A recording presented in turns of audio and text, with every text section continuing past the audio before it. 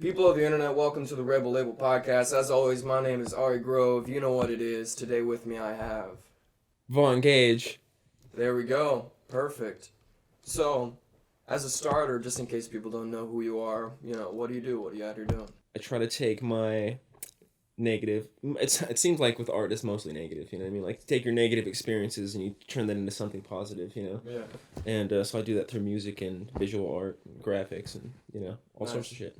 Now, you said that you were trying to make an impact. What do you mean by that? Well, I think what I mean is like, like from the first time that I ever decided I wanted to be an artist, I was not really sure or confused about what the idea of that meant. You know what I mean? And then like you grow through years of life, and you go through all of the hardships of life, and you create and you become, hopefully more in tune and better with what it is that you're doing. And through that growth process, some experiences like change your perspective on what life is, or what's important, or what message I'm trying to get across to people. And like for like years I wanted to destroy the government. You know what I mean? Just like destroy corporate America. And I always visualize myself influencing like millions of people and creating some revolution. And I think that we all have that dream in a way. You know what I mean? But then you start to get a little bit older, and you're like, all right, cool, but man, this shit's not happening. You know what I mean? Like, I see these big festivals with hundreds of thousands of people, and then and in that moment, it's this great moment, and like it's all about change and spreading light and all this shit, and then they leave, and the fucking place is trashed, and nobody does anything. Yeah. You know what I mean? So I've tried to gear away from the idea of this massive change, and then just show people the important things in life, like relationships, friends, family, fucking the air that we breathe. Yeah. Well, because that reminds me of like in the 60s. I don't know if you ever talked to anybody that was actually alive during that period, like, Janis Joplin, Jimi Hendrix, that whole shit. But, if you ever talk to any of those people, there was that great idea of change. Like, there was going to be some mass revolution or some shit. But what ended up happening was fucking drug abuse, addiction, death, rape, all that bad shit ended up coming out of it. And a lot of those people ended up, like, turning to Christianity and becoming, like, super religious conservatives, But it's like, but then how did these same people ever want a revolution, Yeah, I feel you, man. And, I don't know, to add to that right there, I think, like, what you said right there about how they wanted this great change, and then they got this really this really negative result. And there was like there was a lot of, especially through that with that sparked the acid movement and things like that. You know what I mean? And there's just huge like amount of police brutality and crazy violence that ensued from trying to make those changes. And I think that caused that generation, and I have spoken to a lot of people. You know what I mean? I seem to like make a lot of friends with older people for whatever reason. You know what I mean? Yeah, so you know what I'm talking about then. Yeah, absolutely, for sure. And so I think like half of that generation, they went to tried to follow some moral and ethical uh standpoint in life. You know what I mean? And then the other half of that generation just went completely the other direction into corrupting themselves. Yeah. And doing drugs and destroying morals and destroying ethics. Yeah. And I think we're paying for it today. And that's the thing. It's about like learning from history, because I feel like we're at a similar point in time, like the 60s, 70s, all those movements, and you can learn from those people, like the hippies or whatever.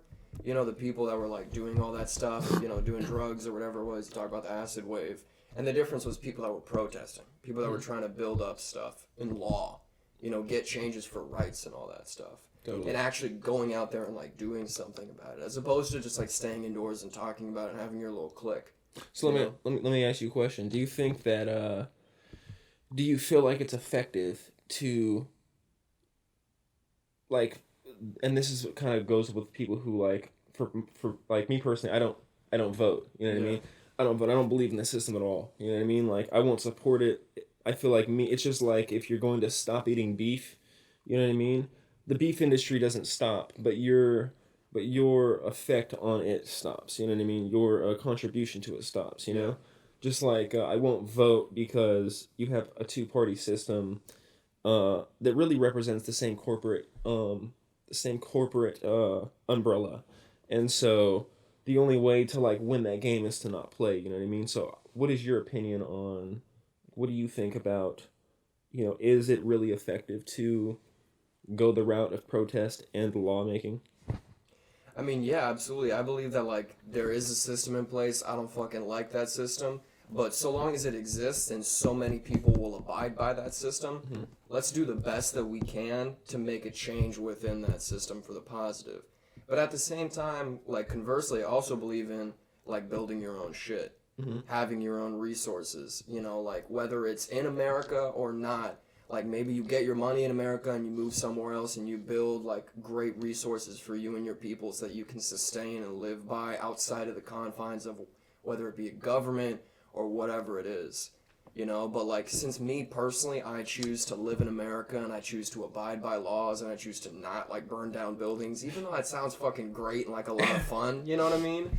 Like what I do is I do the best I can. Sometimes I can't show up to protest, but what I will do is affect change in my community. Mm-hmm. You know what I mean? Like with me, I've struggled with a lot of shit, so I help people that are going through that struggle. Totally. And I try to get people out of that, and I try mentoring people, and my phone is always on. People know that about me personally, like my friends and stuff like that. Even if they're just an acquaintance, you need somebody to call at 3 in the morning, I'm there for you.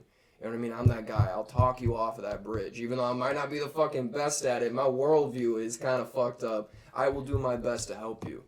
And that's sort of like my mindset about that kind of stuff. I feel like trying to make that crazy, revolutionary, destructive change happen only brings more destruction. You know what I mean? Yeah. And so I think that's the best way that we can help people is to, do the everyday lifting people up and things like that. And I think it's really easy to like get drawn into like today's pop culture, and we're taking helping people to the fucking extreme now. You know what I mean? Like where it's becoming dangerous and destructive. I think And a gimmick, yeah. Yeah, totally, exactly. And there's so many different facets of like extreme, like human functions, and things that we do naturally. And so that's another interesting thing, is that today you see a lot of like extremes with perceptions on how we should change things or how we should help people. Man, it's fucking gnarly. But there's not a lot of unity. Mm-hmm. The thing is like you go back in history and like even recent history, like overthrowing the Russian government and starting, like communism there. Mm-hmm. Like people fucking love that. People were super excited about communism. People were like, oh fuck, we're gonna start something new. Like this is gonna be great. And then what did it turn into? Mm-hmm. Like fucking people going hungry, war, like famine, all that bad shit. But it started off as something good, and I just don't want to see America repeat that cycle, because thinking forward, it's like the way that America exists currently cannot be sustained, like for the infinite future, Totally. So we got to think about like what's next, like what is gonna happen. So we want to change, like what does that mean? I don't know. I think that these man, these there's so many like super. It really sucks that we have this idea about like like money, right? They like say like money is the root of all evil and whatever, but like I think it's more that like what people put into like people put so much effort into the effort of making money, and then they apply that to what they'll do with the money to help people. I put in so much work. Why should I give this or this? Mm-hmm. But yeah, I feel like it's starting to come down to people have to realize that it's a necessity now. And like if we can't break out of our idea that we have to have money to fix the problem, you know what I mean? Then like, kind of has to do with recycling. I want to sit up, but I also want to be chilling. So, but I have this idea about recycling. Like some fucking rich motherfucker, that has like a good heart needs to like start buying up old property, and old projects and buildings and things, and then like go out to New Mexico and get like some like industrial scale excavating equipment, that breaks down rocks and things like that. We need to start recycling our civilization. You know what I mean? Recycling it, and because I don't know. So that's what I would want to do. That's what I would do if I had billions of dollars. I would go buy up all this land. I would recycle it, and I would bring nature. You know what I mean? And so we have like a real, especially here in America, I feel like, and I don't know if you agree with this, but we have a real tendency to forget what nature is in our decision making. You know what I mean? We forget about the nature of things. And it's like, we got to realize that this whole idea of like modern civilization is super recent. And then from my perspective, we're all just freaking out about it. You know, we don't know how to deal with it. We're really just intelligent fucking like apes that grew up with these goddamn big ass brains, so we think we're God and shit. Yeah. You know? And like, we gotta realize that like, we're fucking crazy. Humanity is crazy. Like, you're right, we wanna solve the world with like peace and love, but at the same time, we wanna slit throats and fucking rock and roll in this bitch. Yeah, exactly, you know? man. So we gotta find a balance. Like, whether it's figuring out some new way for war outside of drones and all these like crazy technologies, and figuring out a way to like actually solve peace conflicts with like emotional rationality and like a more emotional integrity and understanding of how like our humanity works at a very base spiritual level, and getting ourselves right like that, or just building something where, you know, a construct for people to live by that just sort of like unilaterally works. Music and the way that it has been like, it's been like, I feel like it's been engineered to drive and guide the way that people live in society. You know what I mean? And so somebody's sitting there behind the fucking curtain, you know, using music as an instrument to, you know, to sell the fucking whatever the American dream is in that generation. You know what I mean? Yeah. And so I think as artists, man, like at least me as an artist, I always try to be, and this is in my advice to any artists out there who are gonna watch this, or anybody who's going, you know, through their struggles as an artist. Man, you gotta be yourself. You know what I mean? You gotta be yourself, and don't mold who you are based on what is popular. You know, because what is popular will then one day become unpopular. You know what I mean? No, absolutely. And but yeah, man, I don't know that music can ever actually change the world in a grander scale. I think that it has changed the world on an individual level, and it does every day. You know what I mean? But I think we're going back to more of like a cult fan base type of thing. You know how there will be a lot more artists that are able to live off their art, but live as like regular people. You know? At best, I would like to like live on fucking Kauai, Hawaii, and you know, grow some pot. And like, I feel like music and doing art and stuff, I think it keeps you young at heart, and so you age slower than the rest of the fucking world, you know? And so as I'm getting a little bit older, you know, I'm getting into my 30s here, man, I'm like, the generation of people that I'm exposed to through the entertainment industry and the art world, you know, is just a little bit different, you know? They're just a little bit, just not, you know, we're not at the same place, here, you know? And I feel like what that's caused me to like experience a lot of, it's really difficult to relate to people, I guess. You know what I mean? That's where it is really I'm finding it more and more difficult to relate to people, because things are changing with the younger generation so much, and there's all these different things that they're exposed to now through having access to like internet and things like that, you know, and our phones every day. You can see, you know, there's so much that I didn't have when I was a kid like that. And all these different radical ideas and things, you know, like being pressed onto kids and shit when they're still developing, you know. And then no offense, kids out there, but it turns you guys into these fucking crazy ass fucking energy vampire weirdos and shit. And I don't even think you know, they don't realize it, you know, just who they've become in our society. And music has had a huge influence on that also, you know. A lot of kids growing up now permanently having a cell phone in their pocket, like, that's a incredibly new development.